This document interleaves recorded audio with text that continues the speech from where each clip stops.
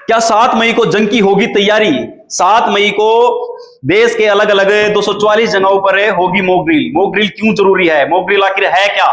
किसी को पता ही नहीं होगा कि मॉक ड्रिल है क्या।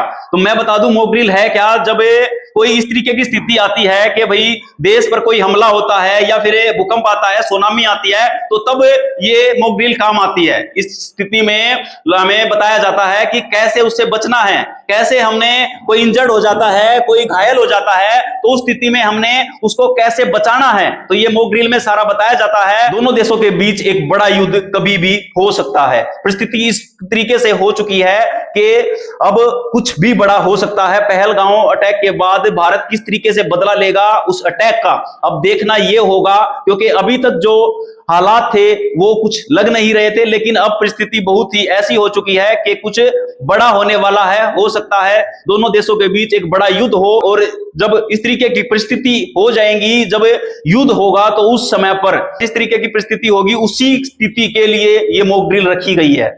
इस मॉक ड्रिल में आपको बताया जाएगा कि अगर दुश्मन का विमान हमारे देश पर मंडराता है तो उस समय पर हमने किस तरीके से उससे बचना है। या फिर रात को अगर कोई विमान ऊपर उड़ता है तो उसको कहीं लाइट ना दिखाई दे, उसके लिए हमने लाइट बंद करनी है, या और तरीके की एक्टिविटी। जिस तरीके से अगर कोई घायल व्यक्ति हो जाता है हमारा, तो उसको हमने एक स्थान से दूसरे स्थान पर कैसे लेके जाना है, उसी स्थिति के लिए ये मॉक ड्रिल रखी गई है, ताकि हम अपने खुद को बचा सकें और अपने साथियों को बचा सकें, अपने घर परिवार को बचा सकें। तो ये मॉक ड्रिल अलग अलग स्कूलों में भी होगी।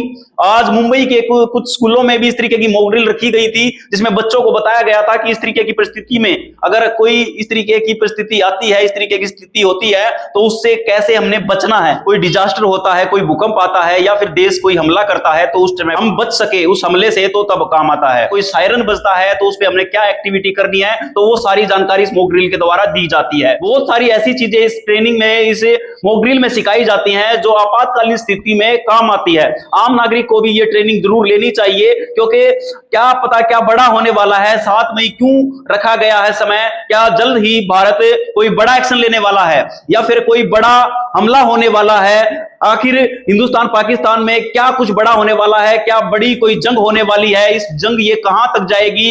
तो ये स्थिति आखिर ऐसी बनी क्यों कि पहलगांव अटैक के बाद इस तरीके की स्थिति हो चुकी है कि कुछ बड़ा हमला होने वाला है या कुछ बड़ा भारत करने वाला है। पहलगांव का बदला जब पाकिस्तान से हिंदुस्तान लेगा तो वो कैसे लेगा, कहां से उसकी शुरुआत होगी, कौन से बॉर्डर से जंग छिड़ेगी, और जंग की का जो खामियाजा भुगतना पड़ेगा वो किसको भुगतना पड़ेगा। देश के 277 जगहों पर इस तरीके की मॉक ड्रिल रखी गई है, जिसमें सिखाया जाएगा, बताया जाएगा आम नागरिक को कि कैसे कोई सायरन बजता है, कैसे कोई जब हवाई जहाज या कोई प्लेन अटैक करता है तो उस परिस्थिति में कैसे हमें उससे बचना है।